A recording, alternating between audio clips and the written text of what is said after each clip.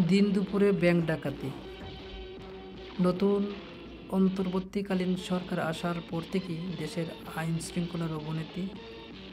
বিভিন্ন স্থানে মারামারি, কাটাকাটি সবই হচ্ছে। দিন দিন ডাকাতিও বাড়ছে। মানুষ মুখ খুলে তাদের নিজের ভাষাও প্রকাশ করতে পারছে না। ওই ডাকাতগুলো আজকে ধরা খেল। ওদের কি পরিচয় জানি না। ওদের জন্য শাস্তি হয়।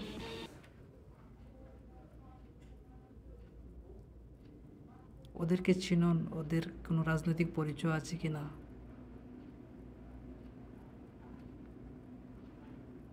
কি পরিস্থিতি দেশের! আমরা কি এরকম একটা দেশ চেয়েছিলাম?